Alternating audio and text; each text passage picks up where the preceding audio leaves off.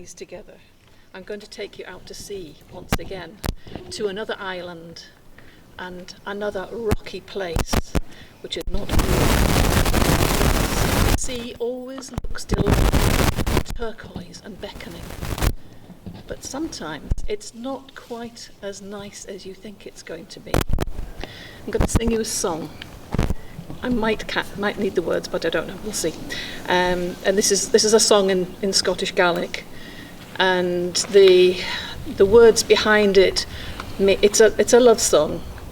She's longing for she's longing for the man she loves, and she is saying, "Now I know that the sea is now your bed. Let the seaweed be your covers. Let the seals be your candles bright, and I will be with you forever." That's kind of the gist of it. Gure mische chafo ishlan, mochsa vadin yes mi geri, o hi hulen lad. Hiri vorin, hiri vorin yo, and dine, o hi hulen lad. Matsen tiach doch reingen gala, matchen roi de loch de fara, o hi hulen lad.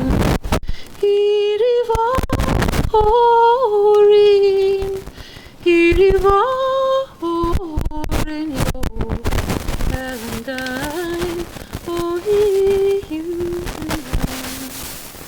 Machen ich gereut an Korach, dort machen was gucht jerin, o hi hulen lad. Hiri vorin, hiri vorin yo, and dine, o hi hulen lad. There was a woman who died on the islands, and in those days there weren't any roads around the islands. It was steep and rocky paths, just like the paths that we've come across on the mountains. Worse, there were bogs at the foot of these.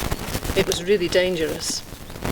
So to take the buried one, the person to be buried, around to the traditional place, the Bay of the Eagles, it was necessary to go by boat. And so a boatman was selected, and the coffin was laid inside the boat. And it was a good day. It was sunny. It was fine. He thought this was a good omen.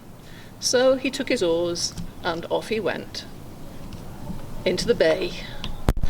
And the sun was shining and the waves were gentle. And the boat made good progress out past the headland and around the next bay. Whereupon it began to get a little bit uncertain. The waves lifted and the boat began to bob around a little bit higher and a little bit more uncertain. In fact, the poor fisherman found he was being rocked so much from side to side. He was afraid he might fall in. He could lose his oars. He could lose his life. He held onto the side of the boat as the waves bucked and tossed. But then, gently, it seemed to even out, and around the next headland he went.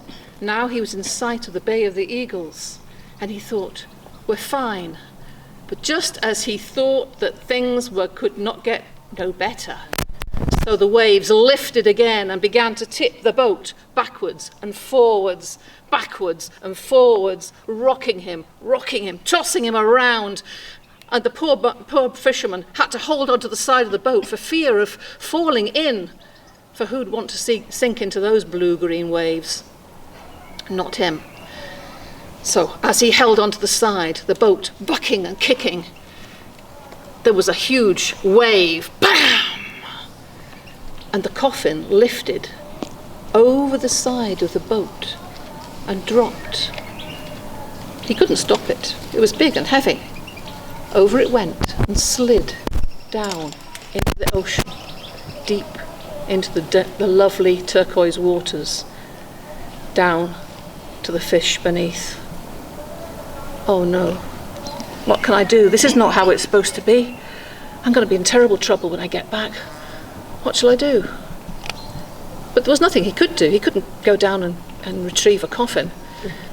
So he took his oars, because he hadn't lost them, and he struck off back to the shore. When he got back to the village, they said, "You were pretty quick.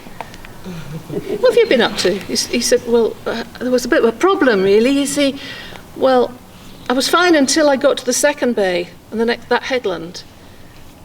And, well, this awful, awful mini storm blew up. And the waves grew higher and higher and, well, it tipped. And the coffin fell into the sea and slid into the waters beneath." An old man who was sitting beside said, "Well, all right. That'll be right." He said, "That's the second bay, the one just before the Bay of the Eagles." He said, "Yes."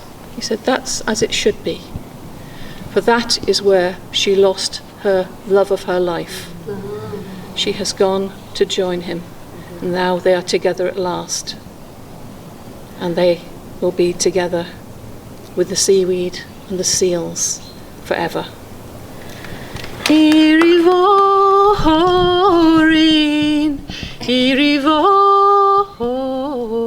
yo, Elendine, o Hulen,